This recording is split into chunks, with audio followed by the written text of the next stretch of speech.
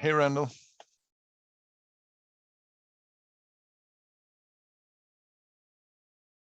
Hey, John, how's it going? Well, thank you. Not too bad at all. Good, good, good. I know Krobe's gonna join us, and Great. Glenn's also. Very cool. Very cool. We got a fairly solid agenda right now. Hey, Mitch.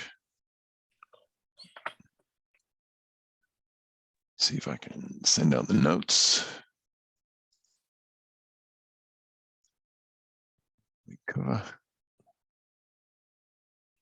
Alan, welcome to the group. Oops, that's the wrong camera. Wrong camera. Oh, can't hear you, Mitch. Is there an audio issue? My fancy microphone has to have power, so there we go. There we go. There we go. How are you doing this morning? Very good, thank you. Good. And yes, to your text, let's catch up at some point. It'd be great to talk and introduce each other. Lovely.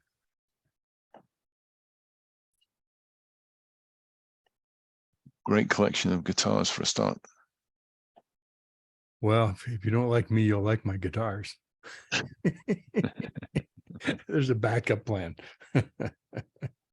Not that many people don't like me. I don't mean to imply that, but So I dropped the link to the notes in the chat. If, as is tradition, if people can pop in and add their name to the attendees list, that would be great.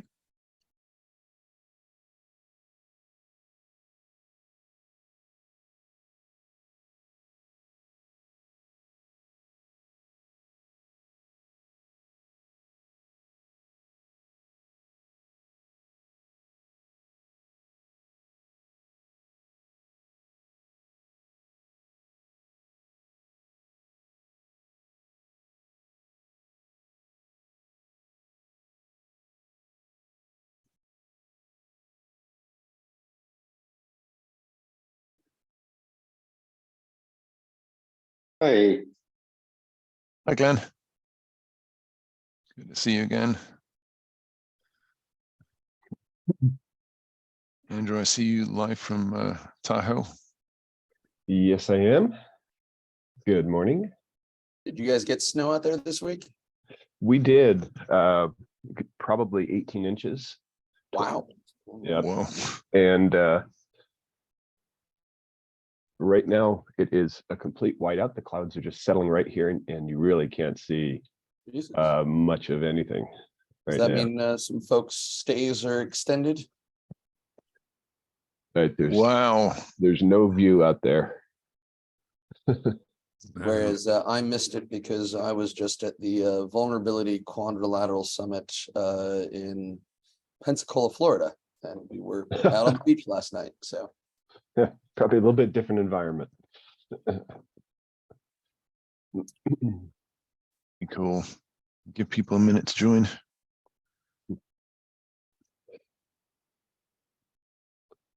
I'm on headphones because unfortunately the walls are, even though this is actually a very, very nice resort, the walls in some of the rooms are pretty thin. I can hear the guy behind me when he's on his calls. So I'd have my headsets on. I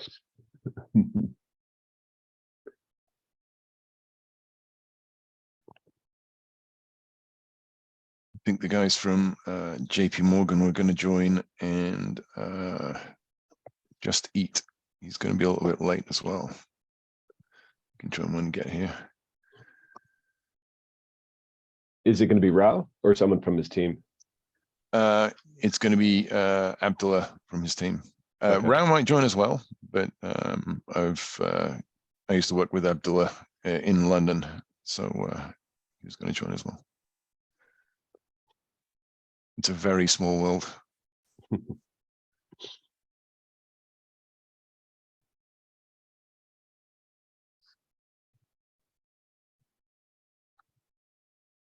So yeah, for people that are joining, if you could just take a look at the notes and add yourself in.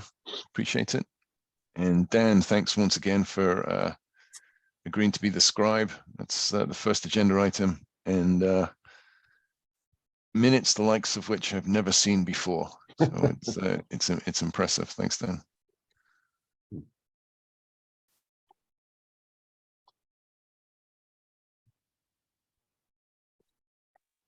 I think it's important, by the way, when taking minutes, if like this, or that if people have stuff that they don't want to appear in the minutes, then they need to flag it. Like, this is not for the minutes, but you know. Yep. Whatever. Editorial comment, insert editorial comment here. And that's fine. And then, you know, that lets the scribe know, don't put that stuff in the minutes. Totally agree. All right, look, we're a couple of minutes after, so as people join in, we can get them to go through. I know Krobe's joining as well, but let's kick off perhaps. So as is usual, we ask people to sort of introduce themselves if they're new to the group. So would anyone like to introduce themselves? Any new players? I think I'm new. Oh, sorry. I'll go first then. I got in first. Yeah. So I'm Andy Sparry. I'm based in London, so I work for MetaFintech. So I look after third-party security for MetaFintech. Previously at Capital One, previous to that at Royal Bank of Scotland. So nice to meet you all. Excellent. Welcome, Andy. Okay, I'll jump in. I'm Mitch Ashley, and I'm with Textron Group. You might not have heard of Textron, but we are the creators of DevOps.com and Security Boulevard, Textron TV, number of sites that you might have read articles. I'm the CTO there, and I run all the infrastructure and applications. And my background is both as a product creator in the security and cloud space, and also operating, running IT kind of thing. So happy to be here. Nice to meet you all. Nice to meet you, Mitch. I'm Alan. I'm from the government. I'm here to help. One quick general process. If there are ever things you want to talk about and you're like, this would be easier if the government were not online, I take no offense. I encourage people to just say, hey, Alan, can you jump off? Happy to do that. I know a lot of you. I'm known as the guy who doesn't shut up about SBOM and various related things like VEX and CSAF and the vulnerability infrastructure. So yeah, if you want to talk about that offline, I'm available. Thanks, Alan. Yeah, I guess then that's up to me. So my name is Glenn ten Kate. I'm one of the global board of directors at OWASP. I also have a flagship project that I run there, the Security Knowledge Framework, together with the OpenSSF. And I'm currently also busy in the best practice for open source developers and then the training and education SIG. So that's me. Thank you, Glenn. And Avishai, do you want to introduce yourself? Hi, I've been here before at least once, but I'm Avishai. I'm from Microsoft. I'm also part of the education and the best practice, the best work group. Nice to meet you. Best working group. Well done. All right, thanks very much. So as others roll in, we can get them to just add their names to the agenda, but we'll crack on. So first item we have on the agenda, which is in the notes in chat for people who want to follow along, is the proposal we had for a supply chain initiative. So I will just copy that into chat for a sec. And I can probably also just share my screen. So I'll take this one. There we go. Right, so this was what we were discussing last time, and it's really a proposal we were going to make as a group to the TAC. So welcome people's commentary and feedback on that. Thank you very much for people who have already contributed. We had a lot of conversation on ad hoc meetings over the last couple of weeks. And really the problem statement here is, as we look at supply chain and the supply chain problem, it's incredibly complex and there's no real understanding of how the different mitigations fit together. Even within the OSSF, we've got a mobilization plan, which is heading in the right direction. I think we all agree that from a board perspective. But there's a lot to it. And it's at times sort of perhaps overbearing, a little bit confusing. We also have multiple different best practice guides, and it's not quite clear which bits they cover, which bits they don't. And there's also a situation where perhaps we haven't got a clear understanding of the threats that we're facing as well. So all told, when end users and consumers come to this space and try to figure out how to navigate it and how to protect themselves, it's just a little bit up in the air. So the proposal we came together with was really to establish an initiative to try and provide a holistic program that really demonstrate how to align those threats or identify those threats, and then how to align the best practice guides, controls, where SALSA fits, where SSC perhaps fits, where SBOM fits, and also allow us to align those OSSF projects against that as well. That's kind of the idea behind this. So if we move down to the high level approach, really the idea is that picture at the bottom. So what we're going to do is get together and create effectively an abstract architecture and threat model. Probably not one. I think some good feedback you had, Randall, was maybe let's have a couple, maybe one for a small entity or end user, one from a medium-sized one from a large one, sort of the Goldilocks approach. Form those architectures, reference architectures, then create a threat model of those architectures. And then add on top of that a taxonomy, which is one of the other proposals we were looking at making, so that we can identify what threats we experience, how they are mapped to those different consumers of software. And then when we get that mapped together, those top three, then we can start to work with our different working groups and peers in the industry to figure out what control framework is going to fit with these things, whether it's SSDF, SALSA, SSC, and importantly, identify some gaps, right?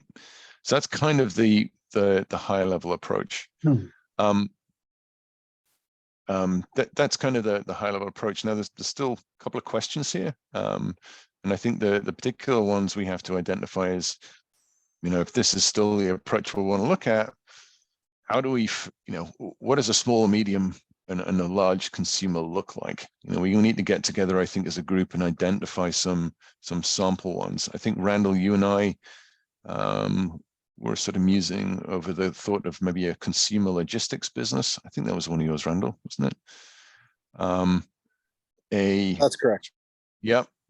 So the idea there here is not someone who's perhaps producing software, but someone who's consuming a lot of software, and what do their threat or attack surface look like, and how do we mitigate that? Medium one, I think we just tossed out the idea of perhaps a medium-sized hospital, although to be fair, I'm not sure what a medium-sized hospital would look like, but I guess that's the rub there. And then a large enterprise where we already have a threat model we can sort of attach it to. So definitely up for debate on what that looks like.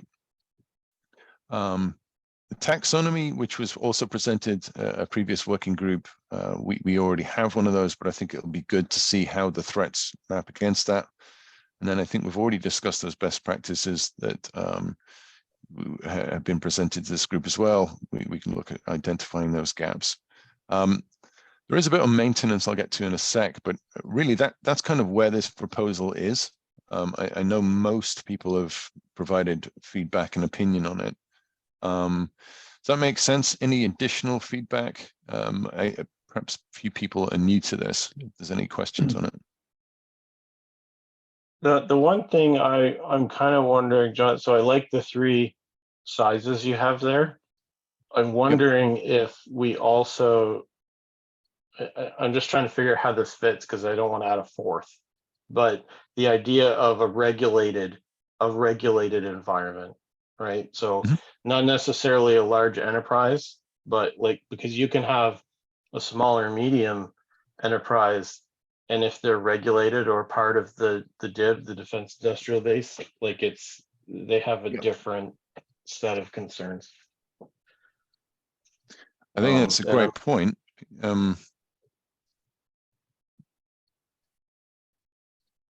I think that's a great point. Could we change that large one to a large regulated one, or I guess I'm okay with Or that. we Well, could yeah, change I the- kind of, yeah, the sorry, go hospital. ahead. I was gonna say we could change the hospital because I think the hospital was supposed to be regulated, or 'cause I think we were thinking about like HIPAA compliance and stuff of that nature when we talked about the hospital. Dan, you've got your hand up. Yeah, I was just gonna say, I think that the sizes are not, I think that I just think it's an additional bit of information that we're talking about here, rather than, I don't think we should, I like this side, the simplicity of the three sizes that you have here to, as a kind of rubric. I think it would be useful to also mention the degree of regulation that, because every company has to work in some degree in a regulated environment. I mean, even if you're a social app, you've got to comply with data protection and regulation and stuff like that. So I mean, I think the degree of regulation is kind of another sliding scale somehow. I think sorry, Andrew, go ahead. Yeah, as consumers go through the documentation that will be produced here, they can almost take a menu-based approach and define their own profile from the artifacts that are in the documents and the characteristics. Right. So if we create something that's too prescriptive, then we might lose the audience. If we create something that's a little bit more open and flexible, they can go through the documentation. They can begin to see who they are and describe their own profile. If I can jump in, and I'm the newbie, so this may be really dumb, so I apologize if it is. I was just thinking about this, either these categories could be, or maybe it's the next thing to look at, is more of a persona based, right? In a smaller company, they may be using some open source, but they're not real heavy in their sophistication. They rely a lot on, Office 365 and others. So maybe they're a light user of open source in certain areas, versus a medium, maybe building more infrastructure, but not nearly as something as big as an enterprise. And the third would be an enterprise, and then regulated and non. And I would look at it as kind of both, because most likely if you're regulated, you probably, unless you're a doctor's office, but I guess you could fall into the medium. But look at the consumption of how you use open source versus just what kind of business and size it is. Mm-hmm. So you could attack that onto these, or it could be what these are. So I'll be quiet in case that was a really dumb idea. No, I think that's spot on, to be honest, Mitch. I love it. I think the highlight that I just put there is really on the idea was we were going to detail the assumptions made for these different examples. And maybe this is a situation where we define what these three things are. 3 sounds like a good number of whatever it is. And then we state maybe, this is a low regulatory environment, a high regulatory environment. These are the personas that are used. I think personas are great. We do have, as a working group, a list of personas that we need to work with the other working groups to, I think it was the vulnerability management working group, to consolidate that report. But I think it would be useful when we're looking at these 3 examples to show which personas are involved in here, because they might be different. Certainly in the highly regulated one, there's masses of different personas involved. That's probably different. So I think we should add in your point, Mitch, like make sure that we associate personas to these things. From the conversation, do we take out small, medium, and large and just suggest there's 3 examples, and then not necessarily go into the definition right here in this document what they are, and have that as a takeaway from the proposal? That sounds good to me. Yeah. I think Let me make Dan some- had a good point that basically all doctors, like it doesn't matter if you're a hospital to a large degree, because that regulation is pretty much universal across the whole healthcare industry. Yeah. So it really doesn't matter the size. Yeah. So we'll just make sure there's 3 of them. I do think it would be worthwhile making sure that we are clear that we are talking about that small companies, small organizations are they count. We're not just talking to big enterprise orgs or, you know, like I'm just thinking about Just Eat, for instance. I mean, you know, they might, maybe they don't view themselves as a small organization, but like this is, you know, like that kind of thing. I like having the word small in there. But yeah, I don't know. Maybe I'm wrong. Well, No, go ahead.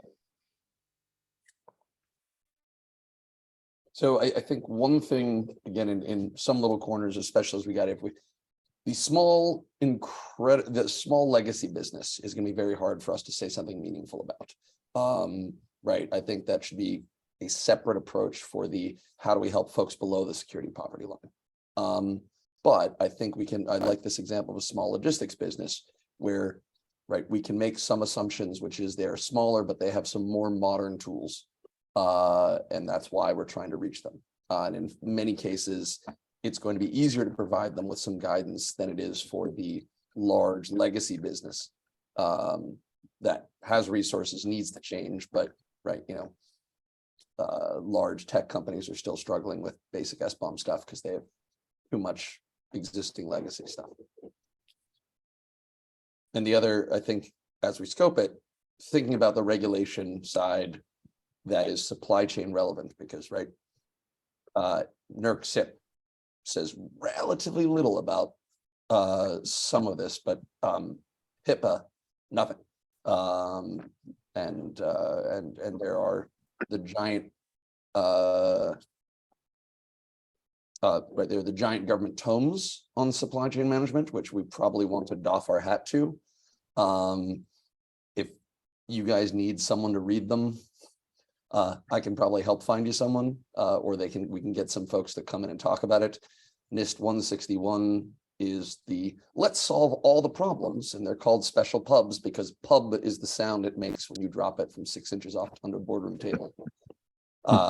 And similarly, there's some industry-led work that the National Risk Management Center is doing, but a lot of that is really driven by the IT Sector Coordinating Council. So it's really drafted by the public affairs groups of some large companies. Right. Okay. We should probably put references in the bottom of this as well while we're going through that. And I should recognize that the profiles and the descriptions will evolve or can evolve. That we're not trying to start with something right off the bat that is to my mind 100% perfectly defined.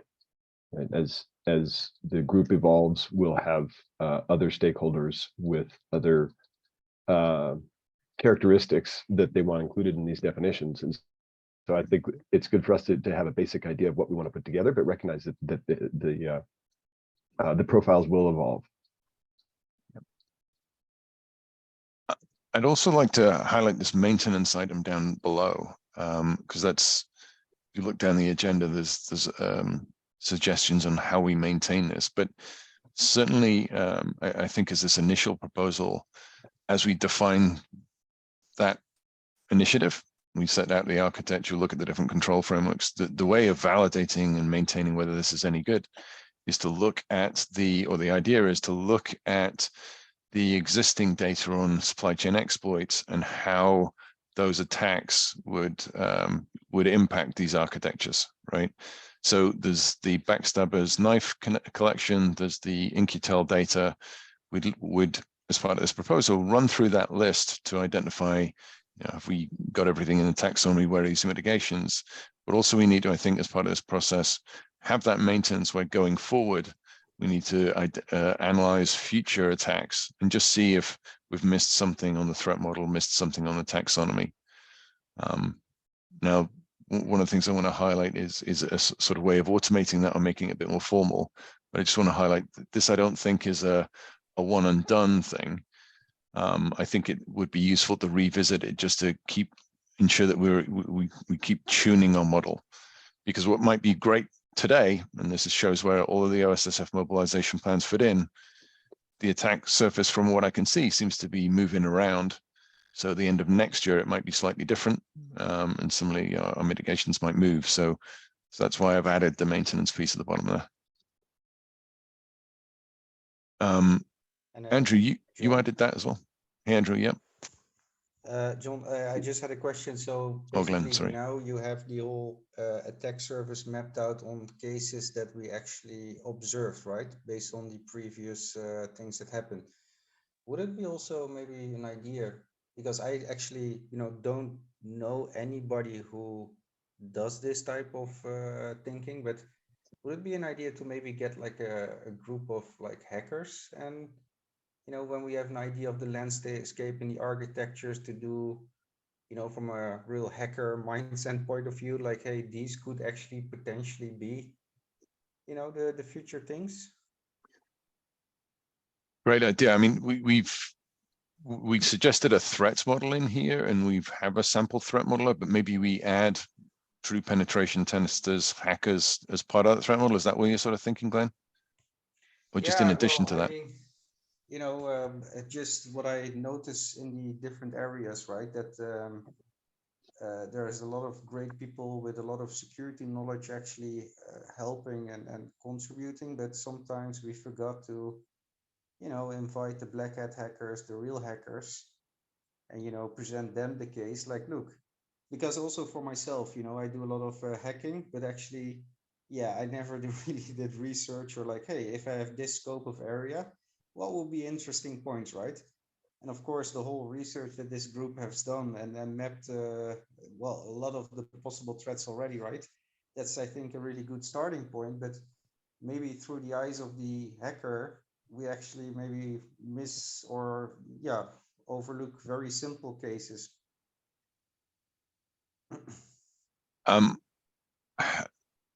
Yep. I think that's a reasonable request. Fit, but well, I was just going to suggest we add it. We've got a section here on validating the approach, and we kind of validate it by looking at the known exploits, but maybe as part of that, we also extend it to hackers and and pen testing team members to get them to take a look as well. Is that reasonable? Yeah, sounds good. Yep. All right. And then I was going to go to you, Andrew. You'd add this section here on potentially Persia as an example. Yeah. So I think what will be a very, very useful resource for any of the audience here is kind of a landscape, a holistic roadmap or landscape of how OpenSSF's solutions, tools, best practices, and so on will help them address the threat landscape we've identified. It's really complicated, and for new people coming into this space, or beginning to recognize the issue, wanting to address supply chain security, it's very overwhelming and confusing, and that's just within the OpenSSF. And then you don't, and then you have the broader ecosystem. So I think identifying what OpenSSF clearly is trying to achieve using the language of the audience that we're appealing to, how and where it fits, where some of the gaps are, and what some of the additional solutions are. For example, I've been, I'm at the summit here. I've seen some really interesting presentations about companies. One bank's going to be open sourcing a new tool. Checkmarks is doing some great stuff, and they're going to be open sourcing, helping create a certain library. And/or Labs is doing some things, and there are a couple of others. Some is going to be within the OpenSSF. JFrog open source Persia, but for some reason it's in the CD Foundation, right? So I think it behooves us to provide the audience with a landscape or roadmap of what solutions can help address this issue and help reduce some of the or provide a little bit of clarity to what is becoming a more and more complex landscape. Yep, I agree, Andrew. I think one of the big things here is we also show how we align with our OSSF projects, right? It's really ties, in my view, the actual threat we face as a consumer with what we're going to do about it in simple terms, right? The outcome is we have a real understanding of the threat and how we're addressing it with the OSSF. And perhaps we can then view, where we can focus on as a working group. If we identify that stream 2, 9, and 8 are the ones that are going to make the biggest impact and biggest value for us as an end user group, then let's go and ensure that we, put our influence and resources behind that. Yeah. Okay. I think we've gone through that sort of at reasonable length. So does it make sense, people in agreement that we could put this forward to the TAC? I'm sure there's minor wordsmithing. It'd be good to double check with Krob. I saw him on briefly. I don't know if he's still on the call. But do we have agreement, thumbs up, that this is reasonable? More? Well, so I think it's reasonable. I think we need to think through, I think when we go to the TAC, we need to have a plan as to how it's going to be actually implemented. If I'm them, and I know they'll want to ask some of these questions about how are you going to get this done? Yep. Right. So I think we should think through that too. Agreed. Yeah. Agreed. Otherwise, it's just a great idea on paper. Right. Yep. Totally agree. I mean, from my perspective, I think we just sit down as a working group, separate out the work and kind of start to work through it. We already have threat models and such, but I was going to suggest we take it on as a working group effort. The bit that I think is going to take some significant investment, though, is the reach out to the different working groups that clearly this touches. That's going to take some organization. Yeah, but happy to add a section on or add more detail on the how. Yep, and then again, happy to work with others on that. Yeah, I think that would be an important step before we submitted to the TAC. Got it. So Andrew, do you want to give us a hand adding that over the next sort of week or so, or before the next meeting, and then see if we can line up to the TAC? Yeah, yeah, absolutely. Yep. Cool. I mean, just for the good of the record, did we get thumbs that this is a reasonable approach or a reasonable solution? We got 1. Yes. 2, 3. Yep. Okay. Yep. Very good. And we'll set up that separate session or just a couple of emails, Andrew, to add more detail on the how. Yeah. It's good to me. Very good. Thanks. Good discussion. But I think as a working group, that's a decent piece of work there. It really does start to tie in those threats with what we're trying to do and help the end user community. Dan, comment from you. I was just going to say, I don't know what your working model for this will be, but if you need, or if you're looking for an editor, I could certainly, or a co-editor, not a singular editor, but like somebody to help with editing the document, then I'd certainly have put my hat in the ring for that. Sold. Fantastic. Done. Yep. We were sold with the offer of help immediately. Job done. Yeah. Yeah. Thank you, Dan. All right. So that's all good. Right. The next one is the taxonomy. And this, I think, should be a little bit of editing, but clear up as well. I will open up the tool whilst we're at it. This was a presentation a couple of weeks ago, a couple of sessions ago now, where we were presented a taxonomy, which, as we've just shown in the previous proposal, I think is quite key to it, which aims to solve the problem of when we discuss supply chain attacks, There's multiple different names used for the same thing. It's difficult to understand what we're actually talking about in many cases. And when we're actually trying to perform some analysis on where the threats are coming from, it quickly, if you don't have a taxonomy you're trying to categorize these things against, you end up in trouble. So the proposal, long story short, is to adopt the one that we were presented some time ago from Henrik and Pierre Giorgio. And I can quickly bring up the tool just in case people have seen it. But it is the one from the paper entitled Taxonomy of Attacks and Open Source Software Supply Chains, which I think people may have perhaps seen in the past. The links are in the proposal. It also comes with the attack chain tool, which I've been using pretty extensively. It has the taxonomy inbuilt within it, details of the attack, which is quite detailed, references and associated safeguards.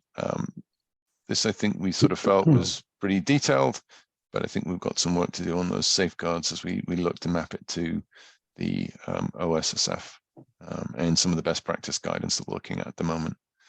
So the proposal was to adopt the taxonomy and effectively start to review that as part of the other proposal, maintaining it with any additional attacks that we see, and updating that with prevalence data. Expected outcome is that we have that online tool and taxonomy can show a list of those attacks and associated mitigations that kind of, again, as a visual representation of how we're tying this stuff back together. So a fairly short proposal. Again, I could do with some additional editorial expertise. But any feedback or commentary on it? I think we'd sort of decided to go forwards with this last time. This was really just putting the paperwork on it. Thumbs up from Dan. 2 thumbs. Thumbs up. Yep, all good. Fantastic. So we'll put that one forward too. Right. Next item was the work group list. So again, last session, just for new members, one of the things that we'd look to do as part of the working group is to participate in multiple working groups as an end user forum. There's obviously so many different working groups, a lot of interesting work where I think they would benefit from having an end user persona working with those different teams to show, you know, as consumers of open source software, this is really where we see the problem space. And the idea effectively was to put together the matrix, identify users or members who would participate in those groups. And I think part of this is also outreach as well, to ensure that we can reach out to that community. And as we have every week, we'd also have or ask people to provide feedback on any of the working groups they'd attended, right? So this is the link. Well, the link is in that document. Are there additional working groups that, as members, we just want to call out right now that we want to add to this list, or indeed members that want to go in and add their names to this list?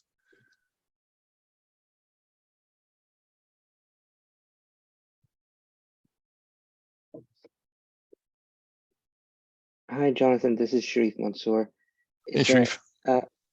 I just noticed, like, the slides. Is there anything on specifically from this on the meetings related to SBOMs as well? Because I can see Salsa, VEX, others, but do you want to add ones, either Cyclone DX or any other ones as well?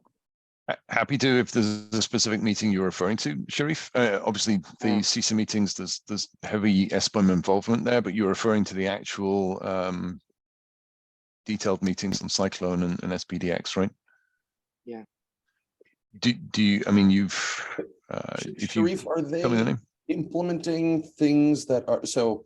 I know that Cyclone DX has started to say, well, we're including stuff, but I don't think they've thought through what the data is going to look like. They've just created a whole bunch of, as my understanding is, they sort of kind of created a bunch of wrappers that we can shove arbitrary data into. And I think SPDX is trying to catch up, but if they've made progress on the supply chain side, that's wonderful. But and there's no reason why we can't add more things to the list, but that's just sort of my understanding of the state of the current SBOM data formats. Okay.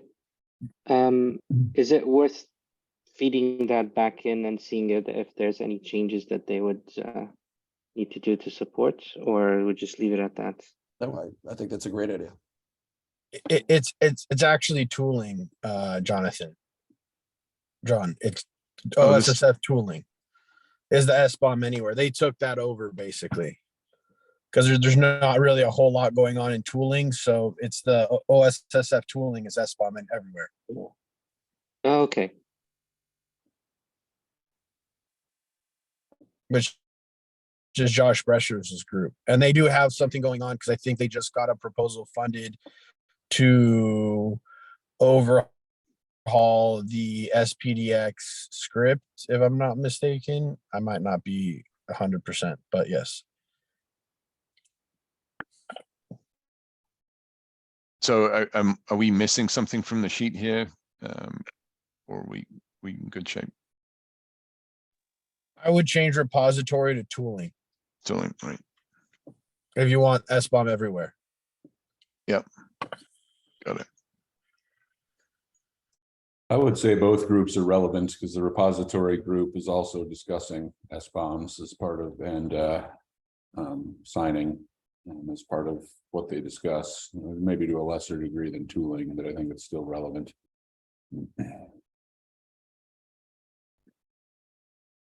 Well, happy to add. I mean, the reality though is in addition to adding these, does anyone want to put their name forward for the SBOM train? Thanks, Dan. So as this group comes up with things, I'm happy to feed them into the SysS SBOM work and the VEX work. Because I think, yeah, again, they're going to be very interested to what comes out of here. In fact, the on-ramps and adoption group is explicitly saying, hey, should we revisit how does SBOM relate to all these other things in the ecosystem? Excellent. And excuse me, I think one of the operational items we discussed is that as we have people allocated to the different working groups, that a part of every one of these calls would be an update from each of them. The update could be something as simple as no update, but I think that needs to be a formal part of our governance, essentially. Yeah, it absolutely is. And each one of them, we have any additional notes from working group section, which we're going to hit next. But that's definitely the continued standing meeting element for that. Spot on. So if there's no more addition, I mean, you might want to do a call out, Alan, for your multiple great working groups here. We've identified 3 that I think are very on point from a consumer end user perspective. Are there any others you'd recommend that perhaps? There's a group on tooling and implementation, which is trying to sort of categorize and standardize and formalize some of the tooling ecosystem to make it easier for consumers to understand this. One of the things that is a slight tangent, we don't have a lot of SBOM consumption tools today. And I'm okay with that in the short run, because until recently, no one had SBOMs. And in fact, we've seen sort of most of the tooling effort is going into the development side. So if something this group wants to start putting on their longer term agenda is how do we actually, what are we going to do with them in an automated way? And what are some of the other vendor communities that you guys already use to say, hey, can you start just integrating SBOM data into this? Mm-hmm. Yep. Sharif, you got your hand up? Yeah, thank you. So I completely agree, Alan, and this is just a side thing, which is one of the things that can be maybe a little bit more generic is how they're being queried, or if you have a series of them, what do you actually look for? So there are a couple of virtual querying systems like Apache Drill or what's Athena underneath Presto, where you can just run general SQL queries or boilerplated ones that can help people to leverage that, and they can use whatever tooling underneath the hood that can help them there. I did like a small demo and I realized there was a bit of attention for it, but I don't know to what extent how useful this is for others as well. I think it's a great point. It's like, it's effectively, what do we do with the SBOM and how do the different personas work with the SBOM? I think I've got a couple of blog articles I'm finalizing to discuss that. We can distribute as a group, but also there's some work we at City are working on to open source in this area. Happy to talk about that at a later date also. Jason, you got your hand up? Yeah, so there's an area that's over the past 2 weeks become increasingly I don't know how to say this. There's something that's come up recently and become, you know, more obvious to me about a gap in the ecosystem that's related to this, you know, now in terms of like areas that we're looking at, and I'm not totally sure where it best fits. And it's related to how vulnerability disclosures actually proceed by major vendors, right? So right now, you know, there is this standard called CSAF for vulnerability disclosures, and I know there's also, you know, various work streams looking at CSAF for VEX and SBOM. I'm not talking about it with related to VEX right now. I'm talking about it for its original purpose that CSAF has created to have major vendors, when they provide their vulnerability disclosures to their customers and to the public, to have a common machine readable way for those disclosures to actually proceed, right? So there's this thing, CSAF, it originally came from, so it was originally called CVRF, came from iCASI, and then moved to Oasis, now it's called CSAF, blah, blah, blah, blah. The reason I'm bringing it up is the adoption of this and of any machine readable format for vulnerability disclosures is very low, right? Most of the vulnerability disclosures that companies put out, like Microsoft, Google, us, you know, Salesforce, you name your software vendor, they're publishing a website and a brief, a news brief. Sometimes there's an RSS feed. Very few are actually publishing a machine readable version of that disclosure, right? And as a result, everyone kind of relies on, you know, there's this expectation that I go to NVD and get it from there. But all of the vulnerabilities don't end up in NVD, right? We know this, and that's why, you know, there's this other effort like the Global Security Database spinning up in the Cloud Security Alliance and these other things. Anyway, the reason I'm bringing it up is, to me, this is very highly correlated to what we're trying to achieve with SBOM. Because if the vulnerabilities that are coming from the vendors, if the vendors aren't being pushed hard enough by their customers to say, this needs to be machine readable, guys, SBOMs will lag. Like the problem is it creates this huge lag, right? And sometimes the lag is infinite because the vulnerability gets published by the vendor, and then if it doesn't actually get a CVE assigned, like not all vulnerabilities have CVEs assigned. And if it doesn't get one assigned, then it doesn't make it, it's not going to make it into SBOM. You can't do any of the traceability. Yep. Anyway, I'm not totally sure. Jason, is there a specific working group that's working through that, or should we table that as a topic for next time to dig into more detail, or an ad hoc conversation? It sounds like it's a useful one. I think it's a gap. I don't think anyone's working through it right now. And I think it's, so we have the vulnerability working group, but it hasn't been, so this is new. I'm in that working group as well. And we haven't had a meeting where I've had a chance to bring this up, because this has just kind of come on my radar over the past Got it.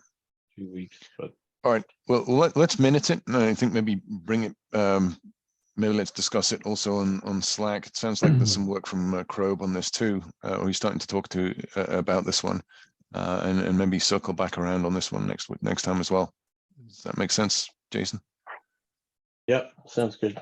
Very cool. All right.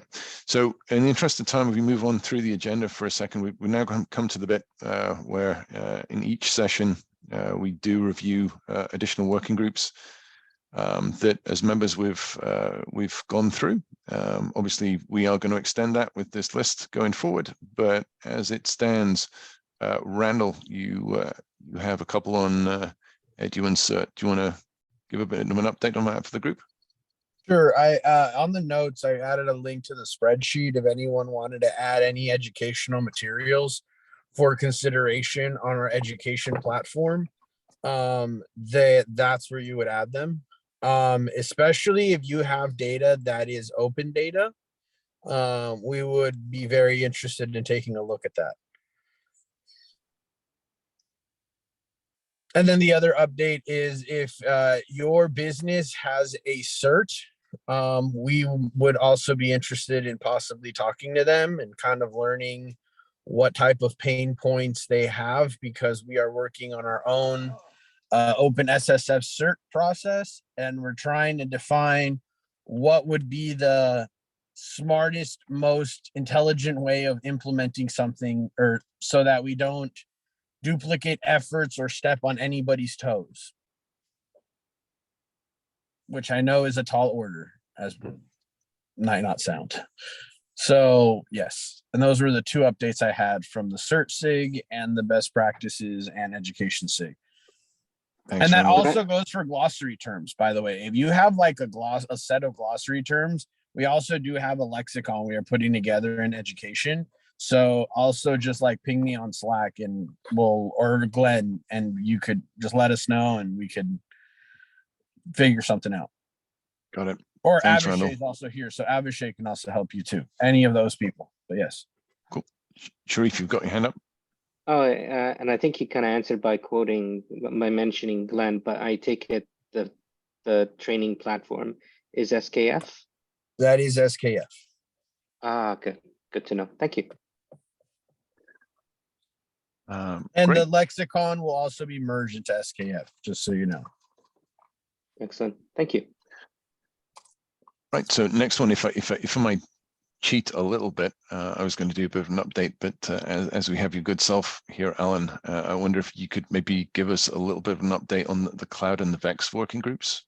Sure. So the VEX working group is doing trying to finish, which maybe shortly in the new year, a sort of specification of what are the things that must be in a VEX. That will probably align with the current implementations.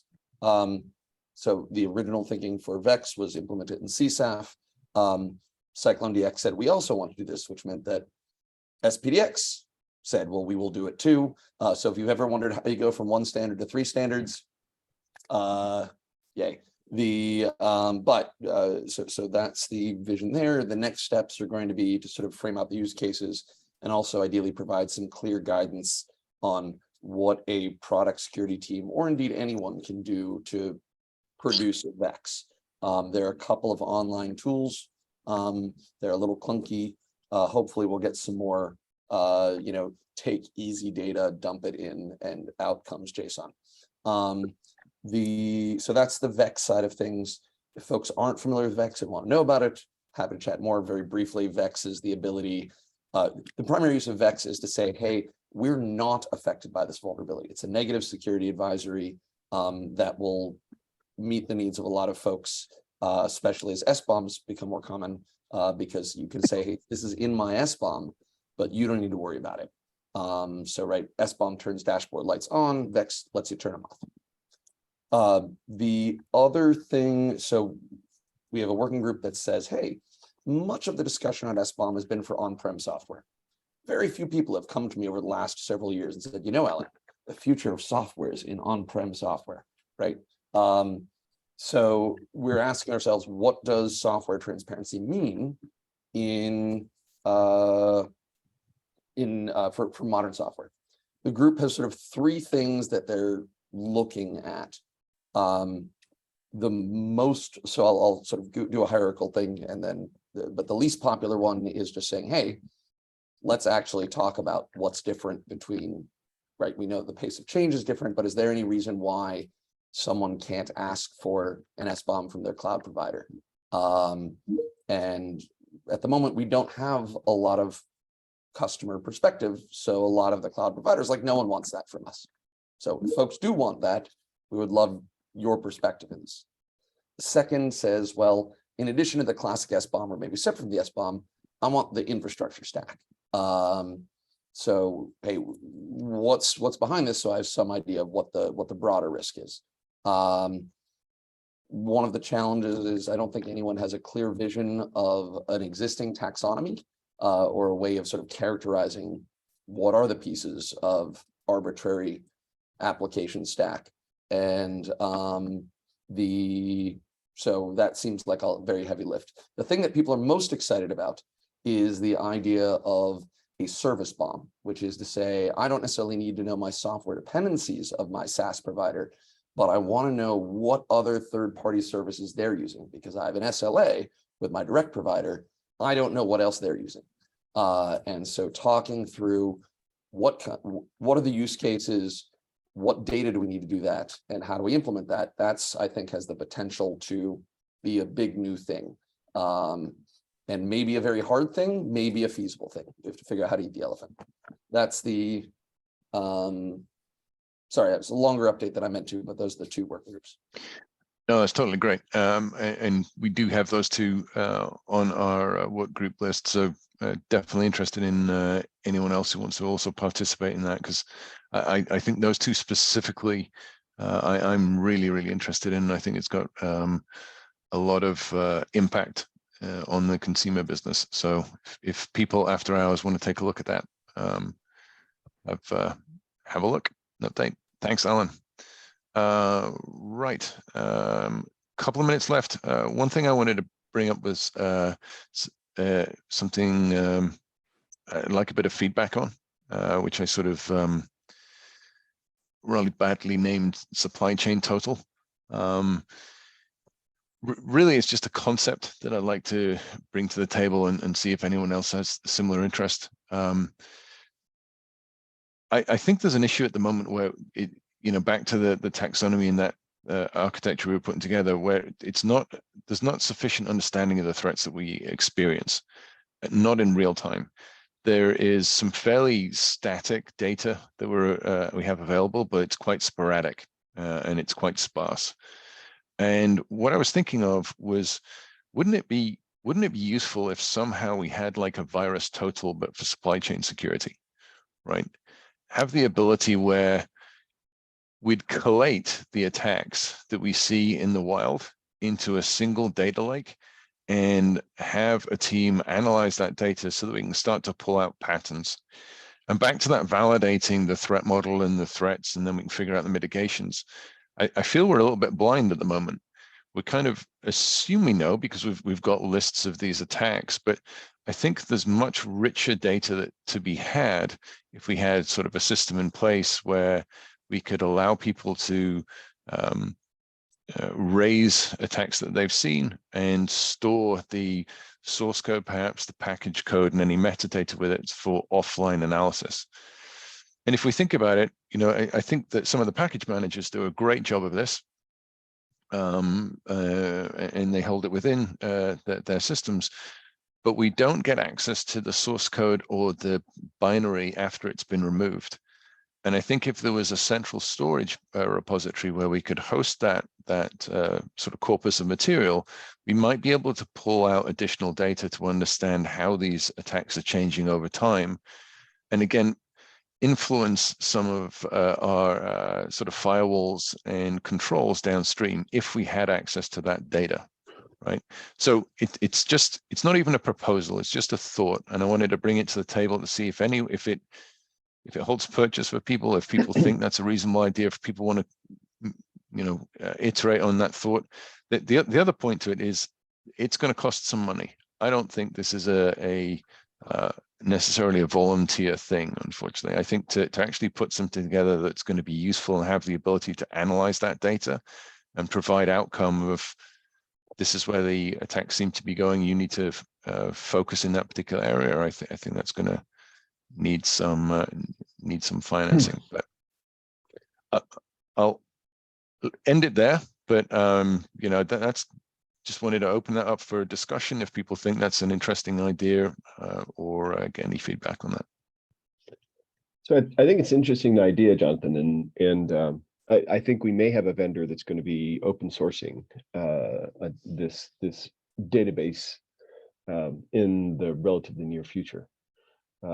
Here at the Linux Foundation Summit, I heard a presentation yesterday, or was it the day before, by Checkmarks, and this is something that they're working on. I don't think that they're here in the group, but this is something that they've been aggressively working on. I think you've been working with them too, or at least seeing some of the output, because they've got a research team just focusing on this activity. And one of their big challenges is working with GitHub, NPM, and some of the other package managers to preserve, once malicious code is identified in a package, to actually preserve the information. Because what happens right now is that package managers delete it as soon as they are notified, right, and then they lose the information. And so they are trying to work with them to preserve that information for just this reason. And so they are working on creating this actual database, and they have committed to open sourcing it in the near future. I mean, if that is something that they're actively doing, then great, let's jump on that bandwagon. And if they're providing the analytics behind it in an open manner, then also great, because I think that's something we really need, so that we can start to figure out and map that in real time. Well, not real time, but certainly more up to date than at the moment, right? Yep. And is that something that is there any more information on that we can start to pull out? Not the exact timing. I'm happy to do an intro to the gentleman who's here. Maybe he can, we can. I know he's going to do a demo for my team, and I'm sure he'd be happy to do a demo for this group, or a short presentation at one of our upcoming calls on what this is going to look like, what the tools are that they're going to be open sourcing, and so on. I'm sure he'd be happy to. I think that'd be really interesting. Very cool. So maybe if you're out there, if you could ask them maybe the presentation, that'd be useful. Yeah, I'm sure I'll see him today or tomorrow. Brilliant. All right. So with that, we've got about 60 seconds left. Anyone, any other business? Anyone want to raise any things to look into or items for the agenda? Just I want to keep going just for a second, then I'll give the floor to anybody else. It's been a fruitful meeting here at the Linux Foundation Summit. The OpenSSF board meeting is on Friday. That'll be a fun 7 hours. But from a recruiting perspective, it's been good. I don't know if there's someone from JP Morgan, but they have committed on the call today. But Alan, as you know, they've committed to participate. Fannie Mae has committed to participate. Also has Uber and Boeing.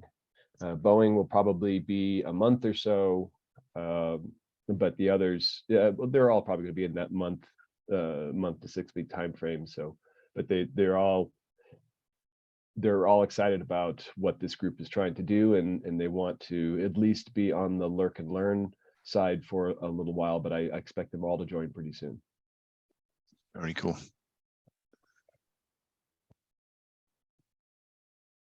Any other business? I saw Chris. I saw you coming off mute. Just to say hi from Florida. Hi from Florida in the middle of it's not even a hurricane, but the Johnny's, in conversations before this, right? The end user requirements pushing up, I'm very interested into, and the whole topic of attestation, self-attestation being accepted in contract language. But I know we're at the end of this and I missed the first part, so I'll follow up next time. No worries. Thanks for joining, Chris. And we'll catch up later. So thanks very much for joining.